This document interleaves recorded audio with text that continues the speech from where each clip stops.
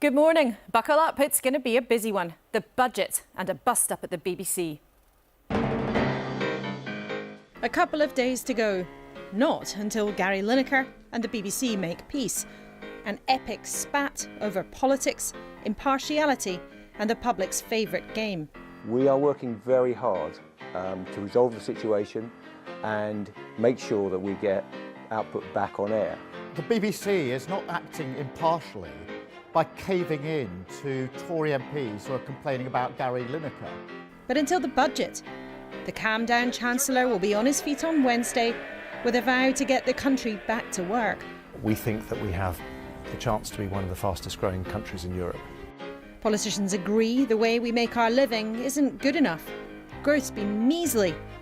But the government and Labour don't agree on the fix. We have one big question this morning. Not whether the BBC and its biggest star can kiss and make up, but whether politicians can find ways to show the economy is live and kicking. And the Chancellor is with us as he puts his finishing touches to his first budget. Hoping to step into the Chancellor's shoes at the next election, Labour's Rachel Reeves will join us too.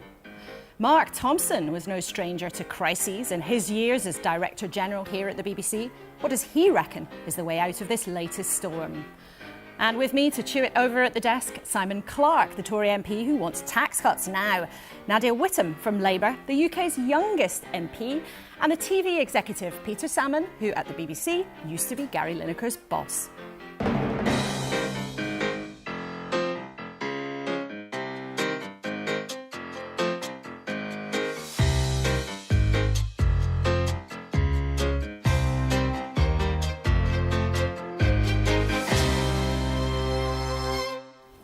Welcome. We're going to keep you busy this morning because it's the budget on Wednesday. Now, that is a critical moment, especially when the economy is only really wobbling along.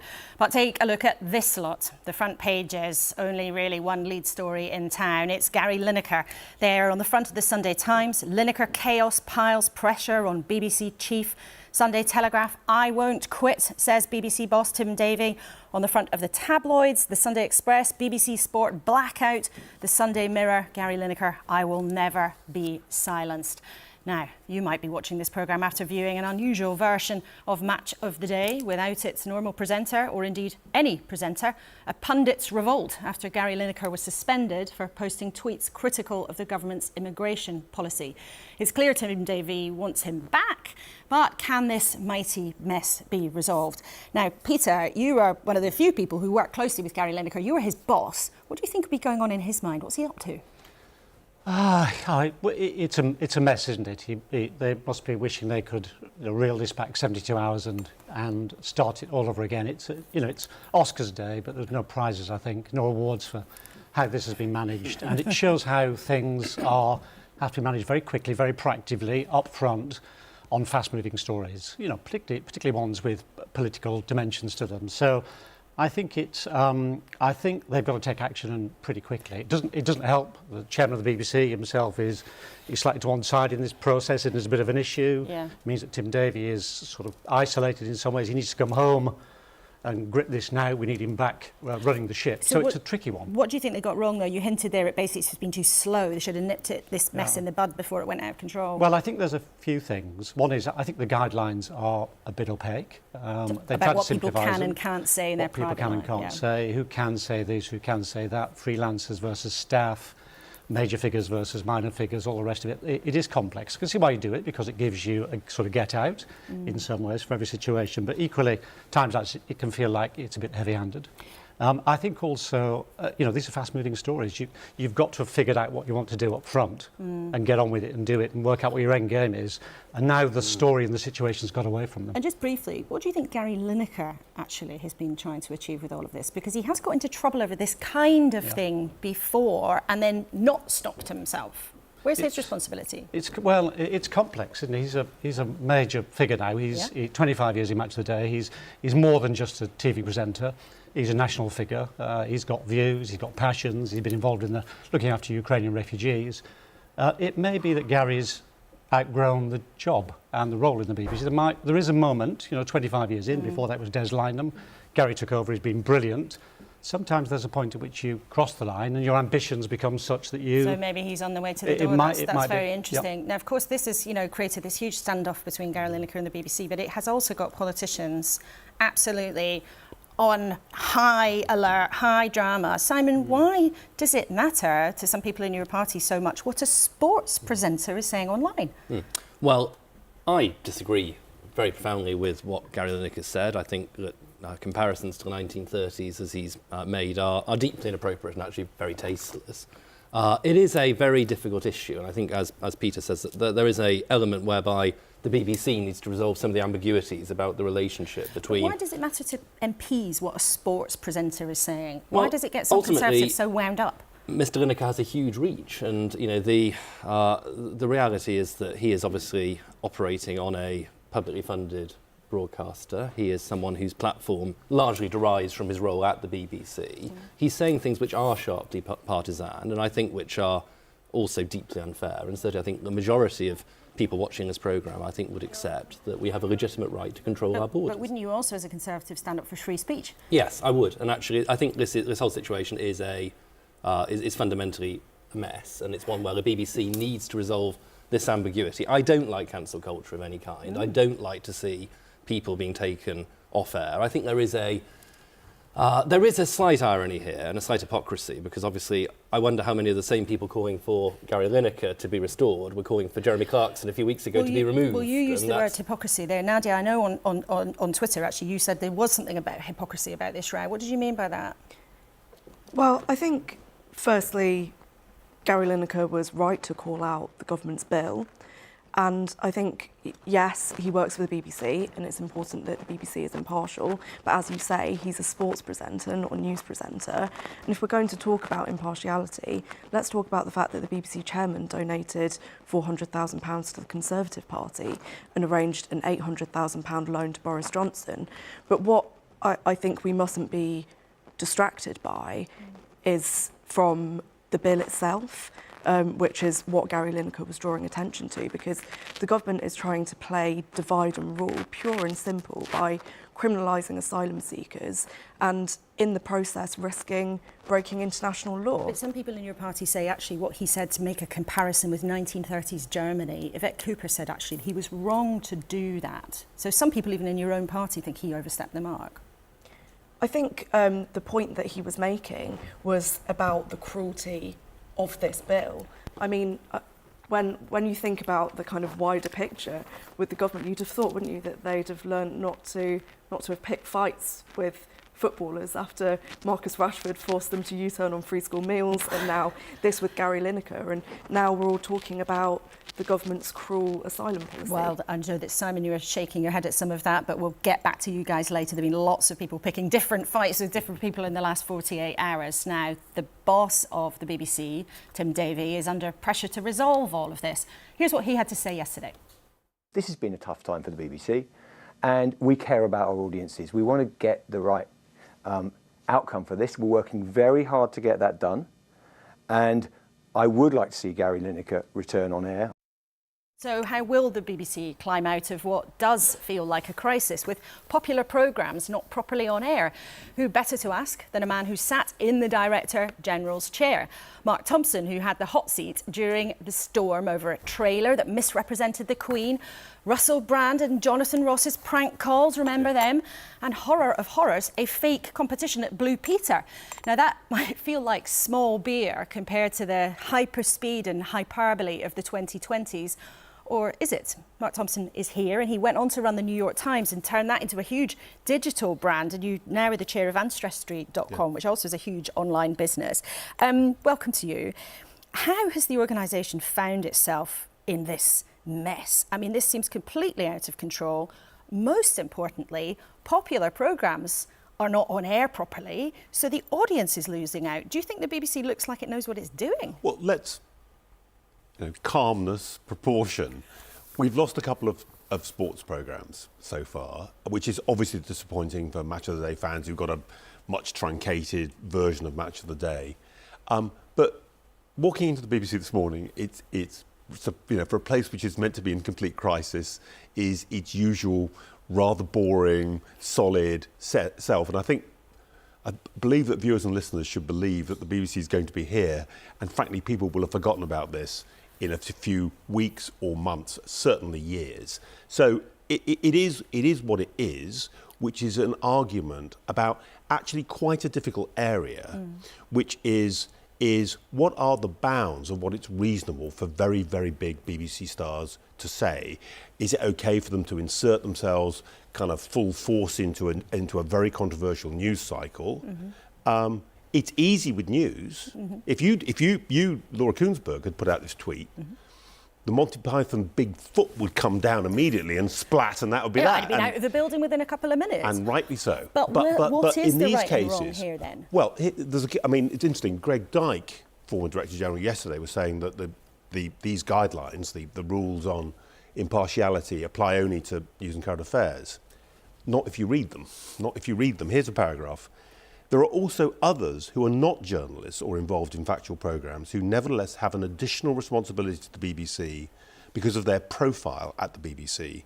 We expect these individuals to avoid taking sides on party political issues or political controversies and to take care when addressing public policy issues. So that's the guideline. That's quite a new, it's after Greg and my time, but that's a new guideline. And under that guideline then, in your view, is it clear that Gary Lineker was over the mark as one of those high-profile figures? So this is the interesting thing. I would say, firstly, and I've obviously not been involved in it at all, I would say on the face of it, Gary Lineker's tweet looks like a technical breach of that guideline.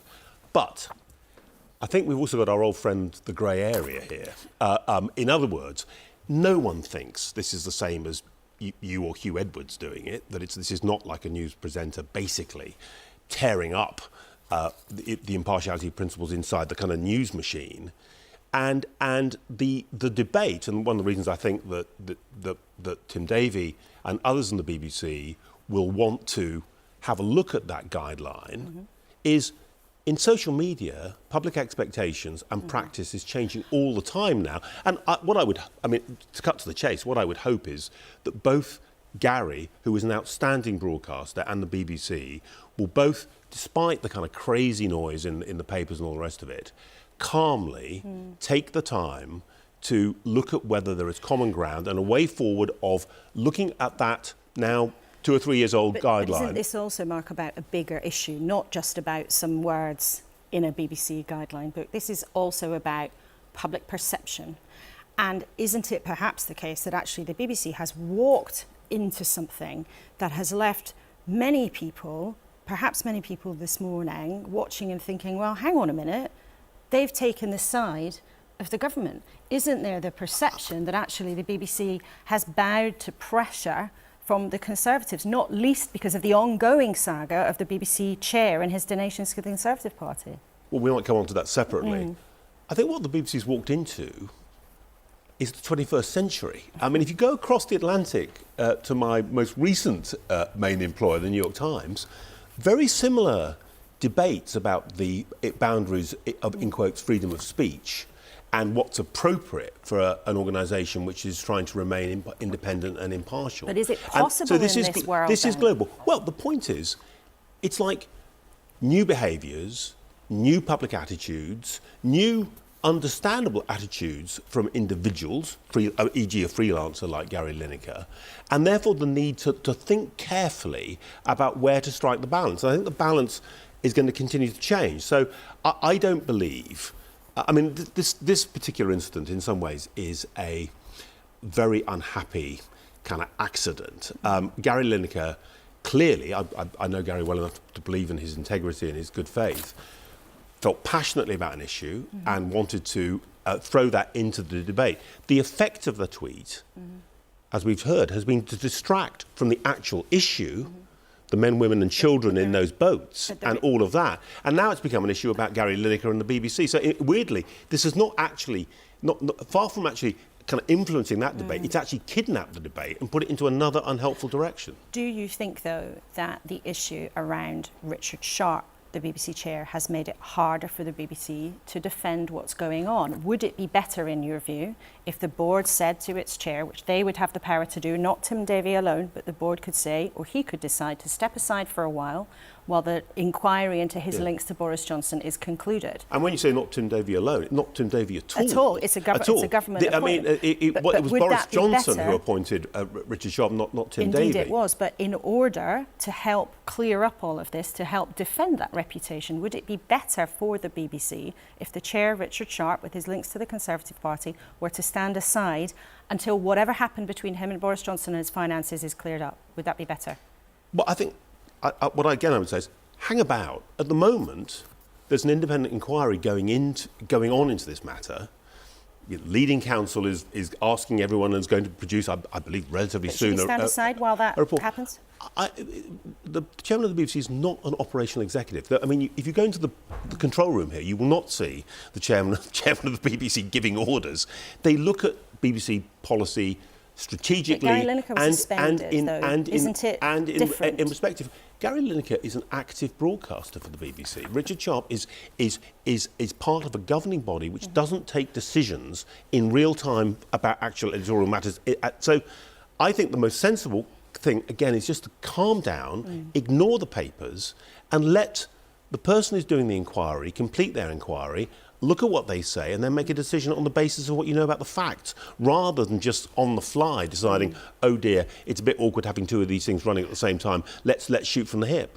We're almost out of time, but I just want to ask you, yes or no, if you can. Do you think Gary Lineker will be back on air tonight? I hope so. Do you think that Tim Davie will survive this? I absolutely hope so and believe so, yeah. Okay, Mark Thompson, thank you so much for coming in. It's great to have you here in the studio and back walking through the doors of Broadcasting House. Now, let's hear from our panel, because over there listening to all of that was Peter Salmon, who was a fellow former BBC executive. And Peter, what did you make of what Mark had to say? I mean, he was obviously trying to calm things down, take a breath. But how do you think that's going to play out? Well, I think Mark's obviously right. He's my former boss, so I'm bound to say this. Well, you've got to say the right thing. A lot of wisdom and cool thinking around this project. You're absolutely right. Played out in the heat of real time against one of the biggest political debates of the day. 24-hour news cycle, all the rest of it. So deep breath, think about it.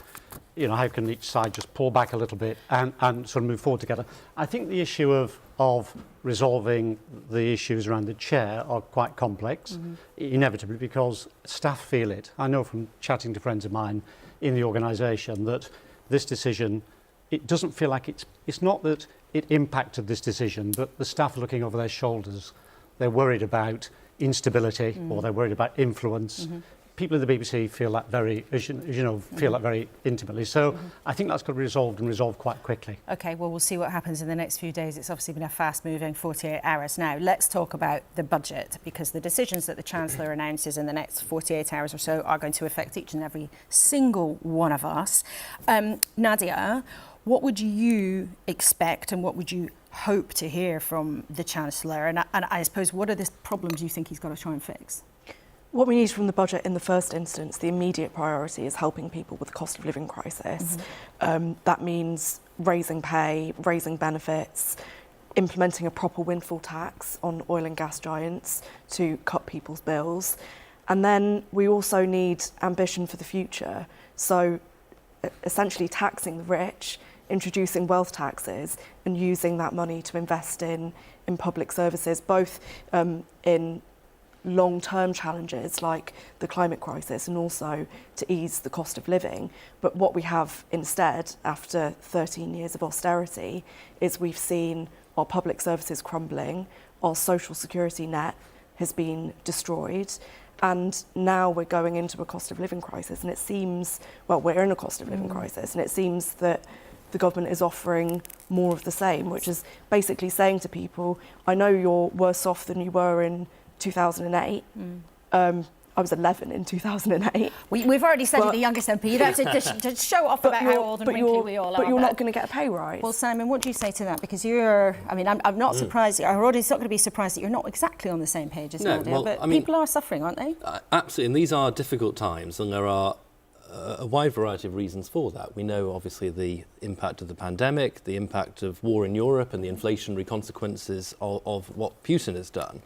The reality is that if we want inflation to come down as quickly as possible, then we need to show sensible restraint. That is something which I think is a difficult but important truth that we need to convey to the public at this time that if we go for inflation-busting pay increases to the main public sector unions, as they're demanding, up to 19% in some cases, we will, I'm afraid, make things worse rather than better. Now, there's lots we can do on the positive side of the ledger to make sure that the economy is both stronger and that living standards improve. And growth really is the central challenge, which I think the Chancellor is going to try and address. But do you think you're going to get the tax cuts that you and some of your colleagues want? Well, I would love to see a reduction in the burden of taxation. We all know that it's at a 70-year high. There are difficult choices around how we address this, but I don't think that we can continue to look at all the challenges that this country faces around an ever larger set of demands and say that just dividing the cake ever more finely is going to get us out of trouble. That's why we've got to really go for growth. You keep talking about difficult choices, but we're not talking about who is making these difficult choices. Through my constituency office door, we're seeing people who haven't had a hot meal in days. I'm supporting a mother at the moment who is having to put 3 pairs of socks on her baby because she can't afford her heating and is having to survive on her children's leftovers. What do you say then to those people? What do you say to a nurse who can't afford to feed her kids? Do you just say, well, you have to put up with it? Because then they'll leave the NHS, and that's fueling the crisis in retention and recruitment. I would say we put together a package worth over £37 billion to help with the cost of living, which is something which has meant that every household across this country has received support during the crisis, and obviously those who need it the most have received the most. But £37 billion isn't making a difference to that individual person. Well, it should be making a difference in every household. And look, we all want to see that support go out. Because wages aren't going up. And if we want to see wages grow sustainably, Nadia, then what we need to do is to make sure that we have the most competitive and dynamic economy that we can possibly have. We need to build the homes we need. We need to reform the planning system so that the infrastructure we need can go in. We need to make sure that we are doing things which mean that the UK becomes a better place to invest because of a lower tax regime than other countries. Your party has scrapped local house building targets. And Keir Starmer was campaigning in 2021 against our planned reforms when Robert Jenrick was the Housing Secretary. OK, well, you two, after our interviews with the Chancellor and the Shadow Chancellor, will have another go at trying to resolve your arguments or enjoying them or reacting to what the Chancellor himself will have to say. But all three of you, thank you very much for now. There's some big questions there because Wednesday is a big day. But no single week alone is responsible for how the country makes its living. So after more than 10 years of the Conservatives in charge, we thought we'd take a look at the big picture. Remember back then? 'Cause you're amazing, just the way you are. Bruno Mars was number 1. To infinity and beyond. We went to infinity and beyond for the 3rd time at the cinema. And this fresh-faced young man had just been made the Culture Secretary. We want to do things and do things better, but we can only do that if we put the economy back on its feet and particularly restore the nation's finances. Since then, though, on average, the economy's grown only by 1.5% a year. Measly by historical standards, but not bad to compare to other countries. But look what's happened to wages in that time. At the end of 2010, the average take-home pay was just under £600 a week in today's cash. But in December last year, it was £588. So by some measures, average wages are less than 12 years ago. And the average house now costs nearly 7 times the average earnings, up from 5 times back then. And of course, rents now are racing up too, by 12% in the last year. A slightly older Jeremy Hunt, who's now the Chancellor, joins us in the studio. I have to say, looking almost exactly the same, but maybe with a new tie. Looking at those statistics, though, do you think life's got harder for people in this country under the Conservatives' time in charge? Well, I'm actually very proud of the fact that, given the challenges we've had, the biggest financial crisis since the Second World War, the energy crisis caused by what's happening in Ukraine, the pandemic, we've actually grown faster than major countries like France, Japan, Italy, and about the same rate as Europe's biggest economy, Germany. And at the same time as doing that, we've managed to bring inequality down. We've lifted 2 million households out of absolute poverty after housing costs, including 500,000 children. So I think we've had some big progress, But I don't want to pretend we haven't had very big challenges. And I think looking forward, what people want to see is that we have a plan, this is what I want to show on Wednesday in the budget, to make ourselves one of the most prosperous countries in the world. But we can trade statistics all day, but you know very well, given the immediate pressures, but also some of the long-term issues, as we've just seen, many people find it much harder to get on now, particularly the younger generation. And because wealth, so whether investments or things like money in houses, has grown much faster than wages.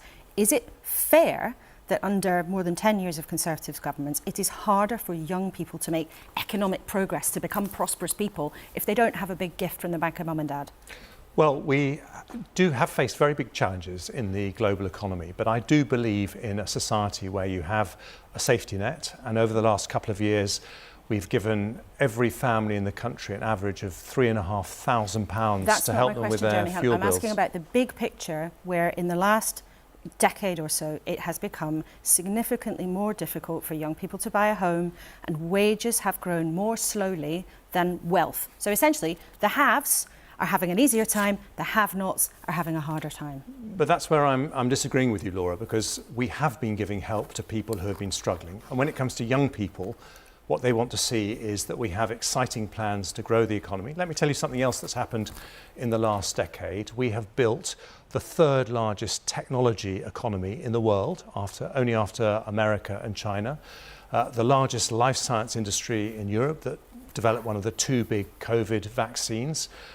Europe's largest film and TV industry.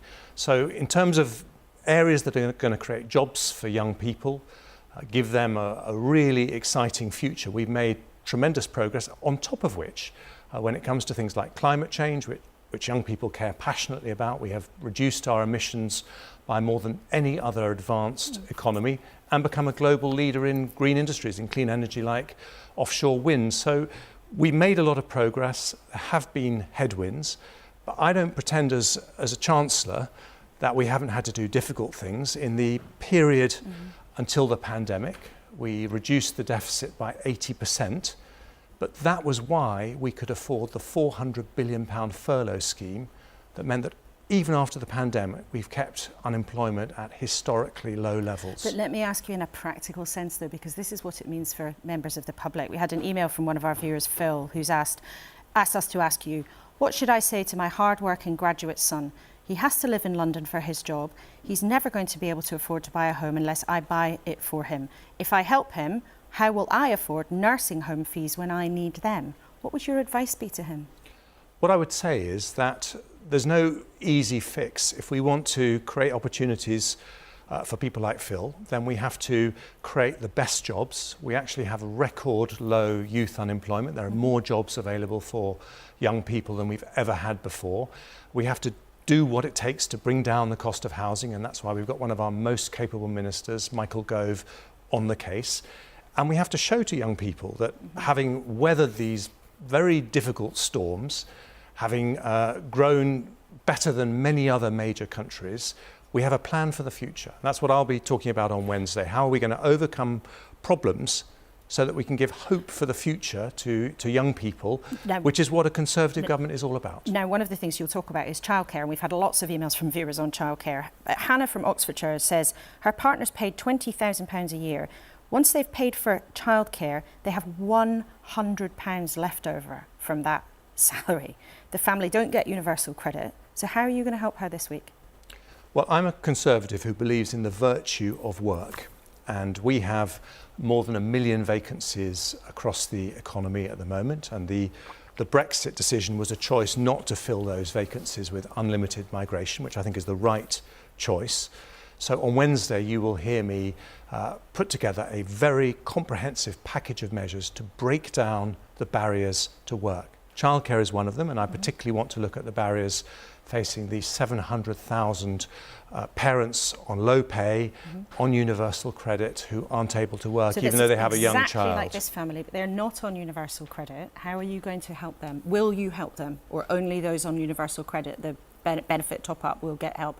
Well, we would like to help everyone. It's expensive to do it. You can't always do everything at once. But what I would say is that we can make a big difference on childcare, for example, by paying people's help for childcare if you are on benefit upfront rather than in arrears.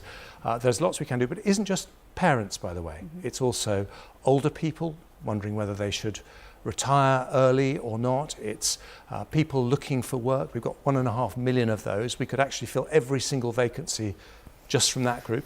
And then it's also the long-term sick and disabled, more than 2 million people.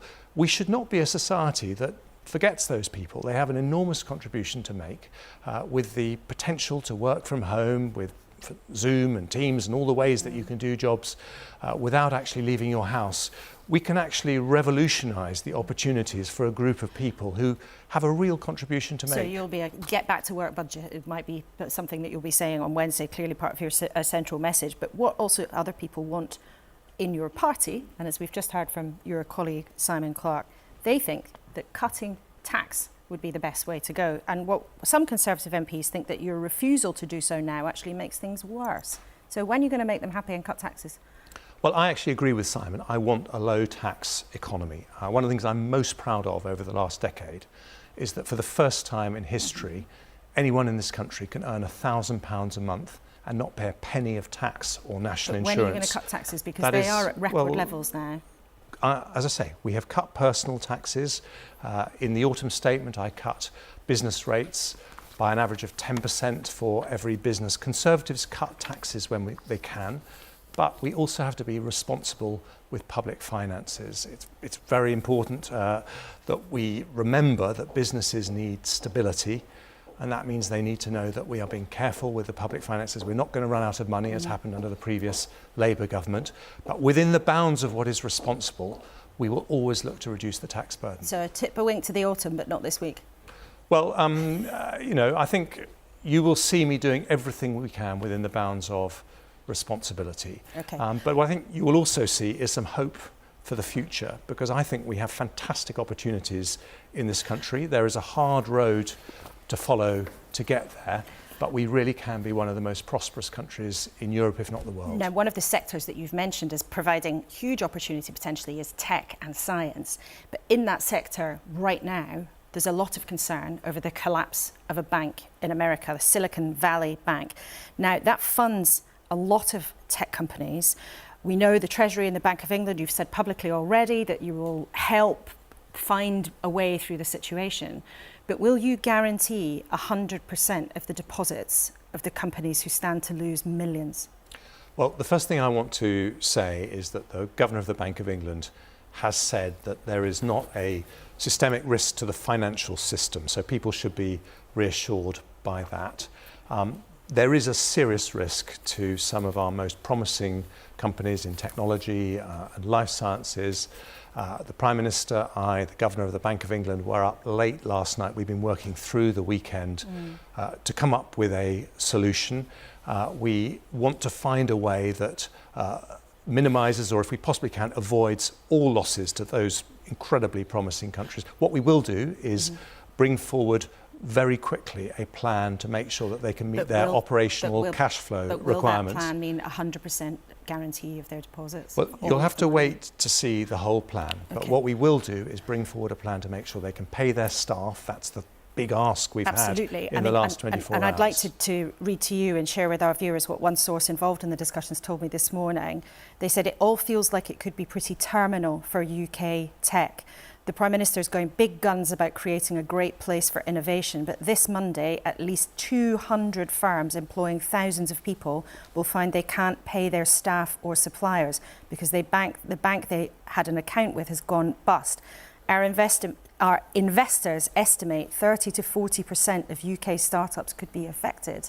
Now, I know the Bank of England Governor says that's not a systemic risk, but that is a very real situation for those businesses and those workers. So I ask you again, will you guarantee 100% of their deposits? you're going to have to wait and hear what the solution is. But that risk is precisely why the Prime Minister and I have been working at pace over the weekend to make sure that we have a solution. These are very, very important companies to the UK, a very, very important part of our future. Well, what I can say now, because we're still working through all the different solutions, is that we will have a plan that deals with their operational cash flow needs in the next few days, because we recognise that is important. But we need to find a longer term solution because although this is a bank most people won't have heard of, it happens to be one that's used by some of our most important companies. OK, let's talk, and you knew this was going to come, about Gary Lineker and the BBC.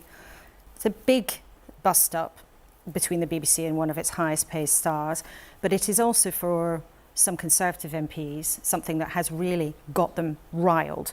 Now, in your view, should Gary Lineker be presenting Match of the Day tonight? Well, I don't think it's for me to say, and let me tell you why. It's because what matters, and I think what's come out of this, is the reason that we love the BBC, it's an incredibly important national institution, is because it's trusted for its independence and its impartiality. So I've got absolutely no idea which political party you voted for at the last election, and that is right. And what needs to happen as a result of not just the discussions about Gary Lineker, but also about the chairman of the BBC following the independent investigation that's now happening, is that we need to make sure we maintain that trust in the independence and the impartiality of the BBC. Now, I'm one of the people that the BBC scrutinises on behalf of the public, so it obviously isn't for me to say how the BBC does that, but it's very important it does. But do you think that this row about Gary Lineker, and I note there you mentioned Richard Sharp, the chairman of the BBC's links to the Conservative Party, do you believe those two things have called into question the impartiality of the BBC? Well, I don't want to say anything other than making sure the BBC maintains its reputation for independence and impartiality is the outcome that matters most. Now, I can disagree with Gary Lineker on small boats, as I do profoundly, but what really matters in all of this is that when you're interviewing me, people know that you're doing it on behalf of the public and not with a political motive, by the way, which I don't think you have at all. But that is the thing that needs to be protected. But when it comes to Gary Lineker, though, some of your colleagues get so exercised by what is essentially a sports presenter who is not saying what he said online, on air. Why does it matter so much to people? Well, we are a robust democracy, and if someone says something you disagree with, then MPs do what they can't do in Russia or China. They speak up and they say, I disagree with what that person said. But what matters behind this is something much more important, which is the way one of our most important national institutions works. And I think that's what we need to protect. Briefly, I just want to ask you a different aspect of this affair. This has been a conversation that began around the government's plans for immigration and asylum seekers. Some of your colleagues are concerned that under this legislation, children might be detained. Now, that was banned under David Cameron, under the coalition government that you were part of. Does that ban stand, or could children be detained under this new legislation? Well, we are making special arrangements for children, as the Home Secretary outlined. But I want to make this point, Laura. I am incredibly proud that under a Conservative government, we have had hundreds of thousands of families opening their doors to Ukrainians. We have given a bigger welcome to people from Hong Kong than nearly anywhere in the world, as well as doing an enormous amount for people from Afghanistan and Syria. And many public, people are very, very welcoming. But this is that a specific public consent point for legal migration depends on dealing with the unfairness of illegal migration, and that is why I think it is so important that we tackle this issue head on. But you said there'd be special arrangements for children. Does that mean you're ruling out a return to detaining refugee children? Are you ruling that out? Well, the Home Secretary has made clear that we are going to treat children differently under these arrangements, and I think you'll have to talk to her about precisely how that happens. OK, Jeremy Hunt, Chancellor, thank you very much indeed for coming in. I know it's a busy weekend with that banking situation and also with your budget on Wednesday. Thanks very much for being here. So pressure on the purse strings and pressure politically too, not least from his rival, Rachel Reeves, Labour's shadow chancellor. Now, she's one of the closest allies of Keir Starmer, and she has been painstakingly trying to build the party's financial credibility and reset Labour's relationship with business. We've heard too she's become rather well known in the city, where she's been making lots of contacts and working very hard, and she's here back in the studio. Good morning to you, Rachel. Good morning. Now let's start with the BBC. And then we will talk about the budget at length. Your leader has said the BBC has not acted impartially, but the other day Yvette Cooper, the Shadow Home Secretary, said that Gary Lineker's comments were wrong. Now, it's not very credible, is it, to have changed your mind like that? Well, whether you agree with Gary Lineker's tweet or not, and I wouldn't have used that language, I think that it is perfectly reasonable that he could present the football commentary on the BBC at a weekend. And look, last time I came on this programme, Laura, we also started with the BBC. On the 22nd of January, I was sitting in this chair when the revelations came out about Richard Sharp. Richard Sharp, the chairman of the BBC, donated £400,000 to the Conservative Party, helped facilitate an £800,000 loan to the former Prime Minister, Boris Johnson. He is still in his job. Gary Lineker isn't able to present the football commentary. I think there is a sense of proportionality here. The Tories have obviously put a huge amount of pressure on the government to get rid of Gary Lineker. I don't remember those same Tory MPs crying about impartiality when those revelations about Richard Sharp came out. No, Richard Sharp has said publicly that he didn't do anything wrong, and there is an investigation going on into that. But do you think that the BBC and the Director General, Tim Davies' reputation has been damaged by how this has been handled? Well, the BBC have clearly come under immense pressure from the Conservative Party to take Gary Lineker off air. Do you know that beyond what backbenchers have said publicly? I mean, do you have evidence for that? Just look at these letters, these tweets. Tory MPs are talking more about Gary Lineker than they are about the cost of living crisis, 7 million people waiting for NHS treatment, the crisis in terms of securing our borders and treating refugees with dignity, talking more about Gary Lineker than any of those things that matter on a day-to-day basis for our constituency. So under huge pressure, I think it is a shame that the BBC has bowed to that pressure, and I would urge the BBC to reconsider this decision, because I think it has now gone totally out of proportion. OK, well, let's see what happens in the next couple of days. Let's talk then about things that are very important to our viewers and to your constituents and what's happening in the economy. Now, you've said this weekend that you would like Labour to follow something of Joe Biden's example, the American president who has put in billions and billions and billions of dollars into the economy. You want to put about more than 28 billion in a year to support the economy going green. Now, can you explain what that money would actually be for and how you'd spend it? Well, there's clearly a huge imperative to get our economy growing. You set that out earlier in the programme, Laura. I see around the country, when I visit businesses in all parts of the UK, huge potential and huge ambition. But it is obvious in the growth, the investment, the productivity numbers, that that potential is not being realised today. And so I do take inspiration from what President Biden is doing in the United States. He's turning the Rust Belt into an electric vehicle belt, creating good manufacturing jobs in former industrialised heartlands and getting businesses to invest in the UK, in the US. I want to see some of that action here in the UK. At the moment, Laura, it feels like we are in the changing room when other countries are in the global race, and we're going to miss out on that investment in carbon capture and storage, floating offshore wind, green steel, green hydrogen. Some country in the world is going to be the global leader in these futures, in the jobs of the future. Why not Britain? We have so much going for us, apart from a government that is prioritising these investments. But you're talking about £28 billion a year, which if you tot that up over the lifetime of a parliament, I mean, it's about £140 billion. And I think to a lot of viewers this morning, that might sound like not just a lot of money, but a scary amount of state intervention. You know, that would be a big change in the economy. Should Whitehall, or if you're sitting in number 11 Downing Street, should we really be trying to pick winners in industry like that? Well, the point is that other countries, the US, Australia, the European economies, in Asia as well, are taking a punt on these jobs and industries of the future. And the real risk here, Laura, is that in 10 years' time, we're going to be importing electric vehicles because we failed to produce the batteries here. We're going to be importing steel because we failed to turn our steel industry to green steel. We're going to be importing hydrogen and electricity because we failed at this moment to seize those opportunities. So the question is, what happens if we don't do this? The big risk is that we let other countries steal a march on us here in Britain and miss out on those opportunities and see those low growth numbers become bedded in. But let me just give you one statistic. If we carry on the route that we are going at the moment with our growth rates, the average family in Poland is going to be better off than the average family in Britain by 2030.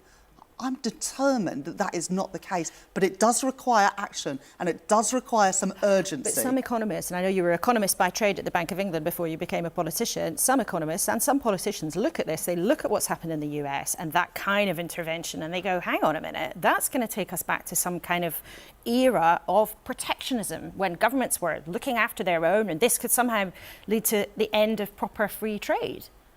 Well, who's going to look after our jobs and industries if it's not the British government? And, you know, I know that Grant Shapps, the Energy Secretary, said that what the US is doing is dangerous. I tell you what is dangerous is sitting on our hands whilst other countries are acting. And I am determined that for Britain, we take advantage of our opportunities. Our industrial heritage, our geography, our great universities means that we have every chance of succeeding, but not on the path we're on at the moment. There's a tension here, though, isn't there? Because many times we've discussed your plans for the economy and you've been at pains to say, if you're a chancellor, you will watch every single penny very, very carefully. There will be no huge opening of the chequebook willy-nilly. You will have an ironclad fist, I think you once said, on the public finances. And then yet, here you are, putting forward a plan for tens and tens and tens of billions of pounds of subsidy. Now, doesn't that pull in the opposite direction? People might be confused about where you're really coming from. But let me answer that question directly. I've set out a set of fiscal rules that an incoming Labour government would abide by. Would get a grip of day-to-day spending, bring debt down as a share of our national economy, and then subject to that, invest in these huge opportunities. And we would make these investments our priority. It's why it's so important to get a grip of the day-to-day spending, especially some of the wasteful spending that we've seen from this government, because if we do that, we'll have the money for these investments. But these investments would be not crowding out business investment, it would be investing alongside business to get these industries off the ground. And the Office of Budget Responsibility, of course, monitor the public finances, have said this, that if we delay by a decade the actions needed to get to net zero, it doubles the cost. So a responsible chancellor needs to know when to say no, and I'm absolutely fine to say no to spending requests, but they also know when you need to invest prudently alongside business to take advantage of the opportunities so that we can get out of this low growth, low productivity, low investment spiral that under the Tories Britain is in. But in terms of how these subsidies would work, I think people will be wondering this morning, are you actually talking about the government employing people, the government spending money on building things? Like, actually, how would this kind of scale of subsidy work? Because it is huge. I don't think of this as a subsidy. It's about investing alongside business. Well, what does that mean, though, in practical terms? Let me tell you. So if you take carbon capture and storage, companies like Drax want to invest and are investing in carbon capture and storage, but you need government to invest alongside business to create that capacity for storing the carbon in the North Sea. If you take hydrogen, it is a new technology. Green hydrogen is a new technology. No country is doing this at scale. You need a partnership between universities, government and business to get this off the ground.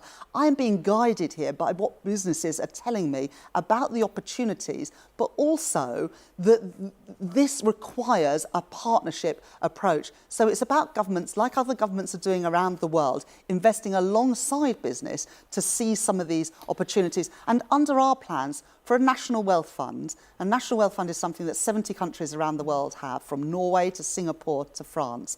So invest as part of that national wealth fund in those gigafactories, in green steel, in green hydrogen, in renewable ready ports, with business, alongside business, because that's what they are calling and crying out for right now. Now, let's talk about one business that's having a huge effect on having gone under, the Silicon Valley Bank we talked about with the Chancellor. Now, as we've heard, there are many firms in this country. It's not, a bank that we'll all have heard of, but there are many tech firms in particular who are worried now about what's going to happen when they open tomorrow morning because they're worried about losing their money.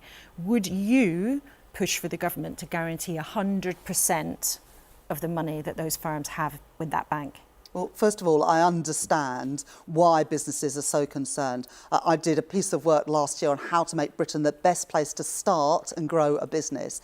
And one of the things that we said in that report is that the capital is too often available in the US and not in the UK. And this is a wake-up call that we have been over-reliant for that foreign capital for investment in British startups. So would you guarantee the cash for those firms? Well, look, we need to understand the full exposure of British businesses. But when the Chancellor said a moment ago to you, Laura, that we'll find out in the next few days what the government's intentions are, that really worries me, and I know will really worry start-up businesses, because tomorrow morning they're going to have calls on them, whether that is wages, whether that is suppliers, whether that is their share prices or their investors saying, we no longer have confidence. So we need tomorrow morning to hear from the government how they are going to protect, whether that is guarantees, whether that is working with the US government on a rescue for Silicon Valley Bank. There are different answers to this problem, but we cannot let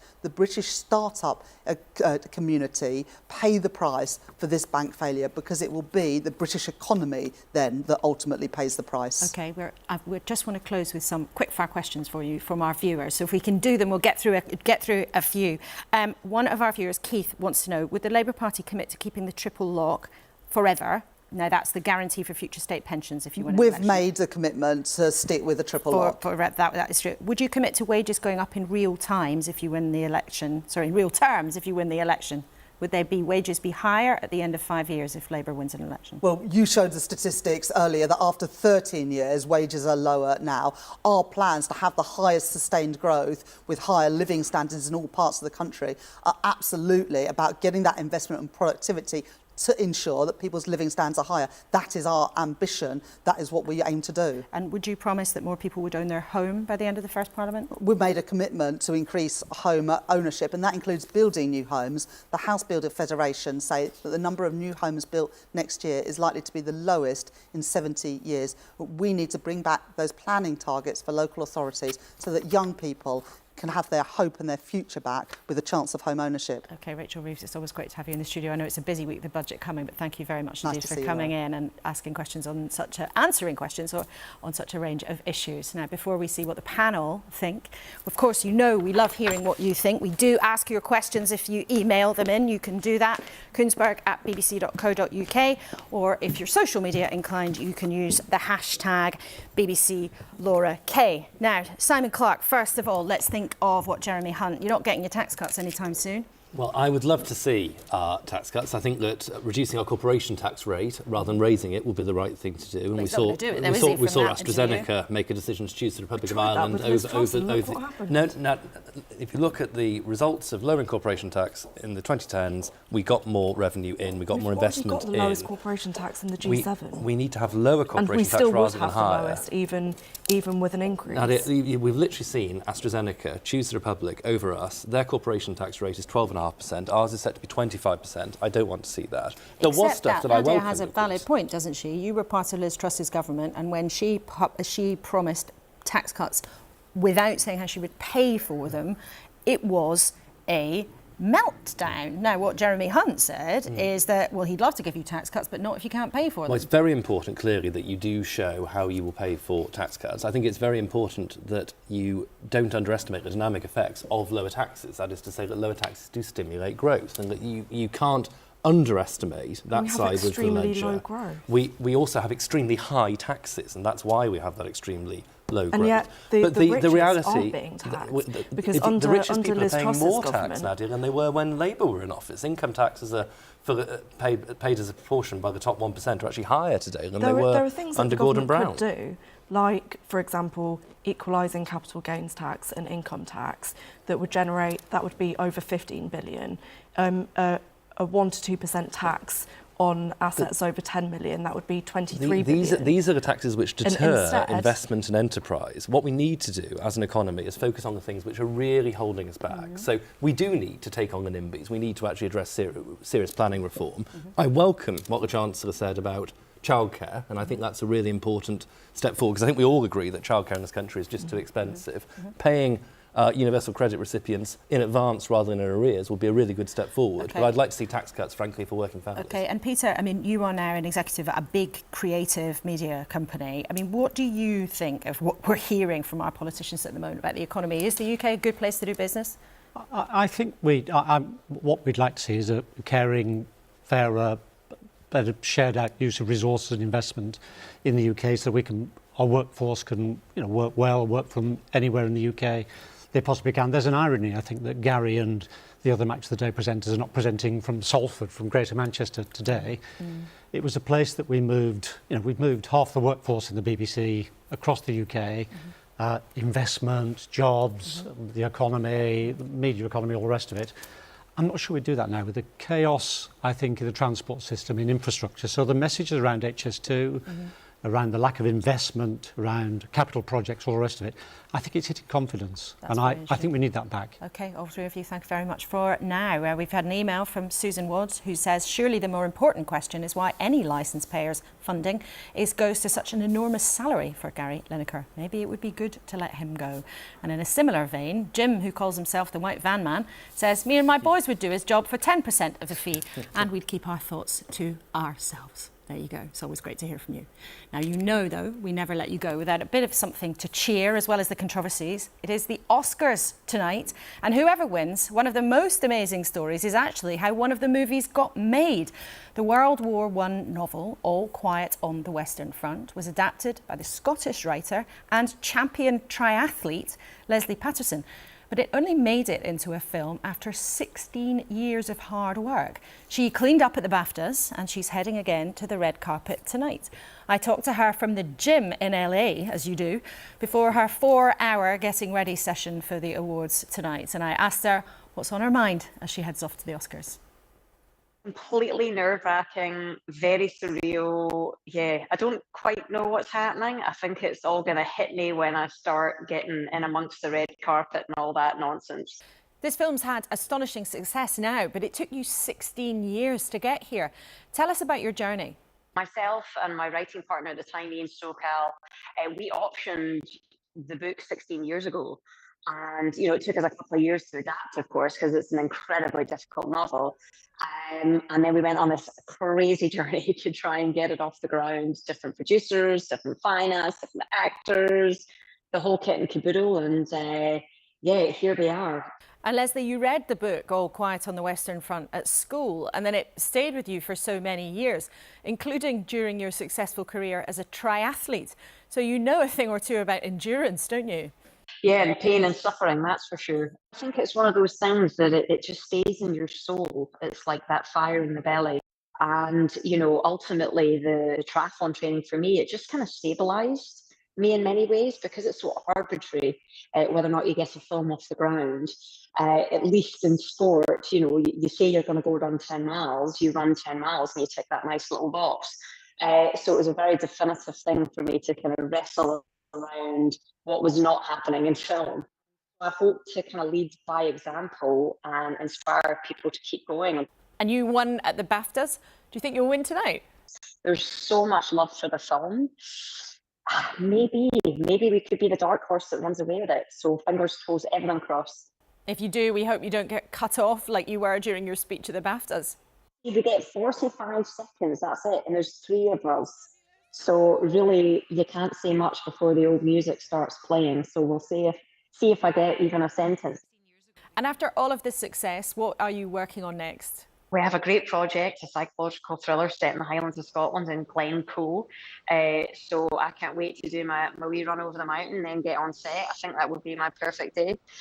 But we also have a really amazing historical epic set in Ghana in 1900 that I'm secretly hoping to get Idris Elba on board for. So we'll see if that pans out. His mother's from Ghana, so I think it would be the perfect fit.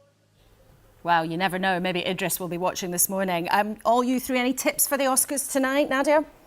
Oh, well, I'll be crossing everything for Leslie tonight. I would say pick a hype song before your speech. Oh, classy. I've got a great playlist. Gigs Talking the Hardest is my favourite. There we go. Peter, any tips for tonight? I think Leslie Patterson's extraordinary. It just shows how an individual can make a difference. She's astonishing. So good luck to Leslie and the team. Simon? It's an amazing film. I watched it, and it's not one that leaves you quickly.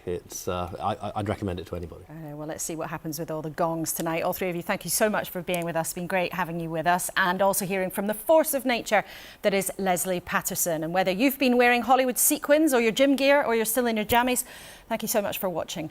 What a morning when the BBC is stuck in a skirmish with its highest paid star over his view on the government's plans for immigration. Whether you have picked a side, it is a mess. And again, politicians have jumped into a row about something that's happened on social media, while both parties are jockeying to find convincing solutions for the serious long-term problems in our economy. In the next few days, that list of priorities might shift around a bit. My friend Jo Coburn will have the budget live on BBC Two and BBC News on Wednesday, so join her then, and I will see you next Sunday or on the iPlayer. Goodbye till then.